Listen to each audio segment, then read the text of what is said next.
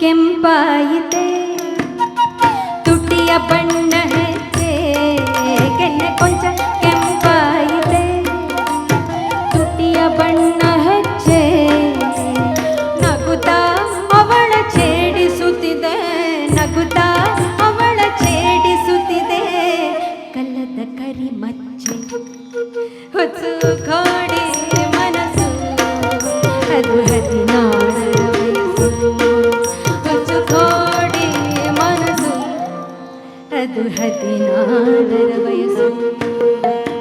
ಯಶಸ್ವಿ sir, ಎಷ್ಟೊಂದು ದಾಷ್ಟಿಕತೆ ನೋಡಿ ನಮ್ಮದೆಲ್ಲ. ಸಲಿಗೆ ಎಷ್ಟೊಂದು ತಗೊಳ್ತೀವಿ. ನಾನು ಸಲಿಗೆ ತಗೊಂಡಿದ್ದೇನೆ, ಗಾರ್ಗಿ ಸಲಿಗೆ ತಗೊಂಡಿದ್ದಾರೆ, ಅರುಷಿ ಕೂಡ ಸಲಿಗೆ ತಗೊಂಡಿದ್ದಾರೆ. ನಿಮ್ಮ ಮುಂದೆ ನಿಮ್ಮ ಸಾಲುಗಳನ್ನು ನನಗೆ ತೋಚಿದ ಹಾಗೆ ನಾನು ಹೇಳಿದ್ದೇನೆ, ಗಾರ್ಗಿಗೆ ತೋಚಿದ ಹಾಗೆ ಸಂಯೋಜನೆ ಮಾಡಿದ್ದಾರೆ, ಅರುಷಿಗೆ ತೋಚಿದ ಹಾಗೆ ನರ್ತಿಸಿದ್ದಾಳೆ. ಇಲ್ಲಿರುವಂತಹ ಎಲ್ಲರೂ ಕೂಡ ಅವರವರಿಗೆ ತೋಚಿದ ಹಾಗೆ ಕನಸುಗಳನ್ನು ಕಂಡಿದ್ದಾರೆ.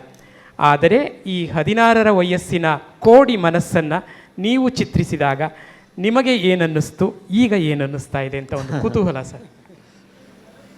ನಾನು ಈ ಪದ್ಯವನ್ನು ಬರೆದಿದ್ದು ನನ್ನ ಪ್ರಾಯದ ದಿನಗಳಲ್ಲಿ.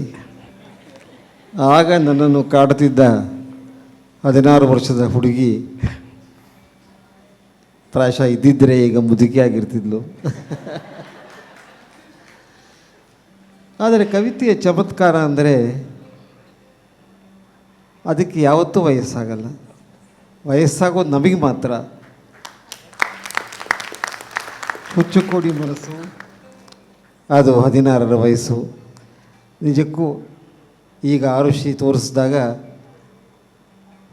ಕವಿತೆ ಹೇಗೆ ಚಿರಂಜೀವಿ, ಕಾಲವನ್ನು ಗೆದ್ದ ವಿಸ್ಮಯ ಅನ್ನೋದು ನಮಗೆ ಗೊತ್ತಾಗತ್ತೆ.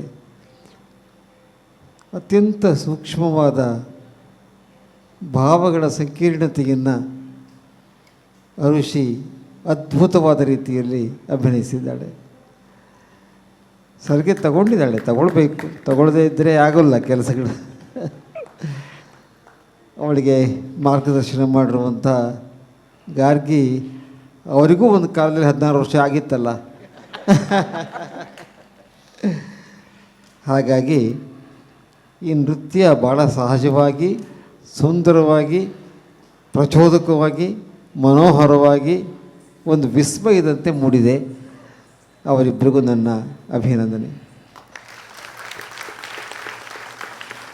ಅನೇಕ ರೀತಿಯ ಭಾವಗಳನ್ನು, ಒಂದಲ್ಲ ಎರಡಲ್ಲ, ಸಂಚಾರಿ ರೂಪದ ಅನಂತ ಭಾವಗಳನ್ನು ಆಕೆ ಅಭಿನಯಿಸುವಾಗ ವಯಸ್ಸು ಚಿಕ್ಕದು, ಆದರೆ ಆಕೆಯ ಪ್ರತಿಭೆ ದೊಡ್ಡದು ಅಂತ ನಮಗೆ ಅನ್ನಿಸ್ತಾ ಇತ್ತು. ನಾನು ಮಗು, ಆದರೆ ನನ್ನ ಬಾಣಗಳ ಹೊಡೆತದಲ್ಲಿ ಮಗುತನವಿಲ್ಲ ಅಂತ ಕನ್ನಡ ಕಾವ್ಯದಲ್ಲಿ ಒಂದು ಮಾತು ಬರುತ್ತೆ. ಹಾಗೆಯೇ ಇವತ್ತು ಬಹುದೊಡ್ಡ ಪರೀಕ್ಷೆಯಲ್ಲಿ ಪ್ರಥಮ ರ್ಯಾಂಕ್ನಲ್ಲಿ ಅರುಷಿ ಉತ್ತೀರ್ಣಲಾಗಿದ್ದಾಳೆ. ಇದು ಒಂದಕ್ಕೊಂದು ಮೇಳೈಸ್ಕೊಂಡು ಬಂದಿದೆ.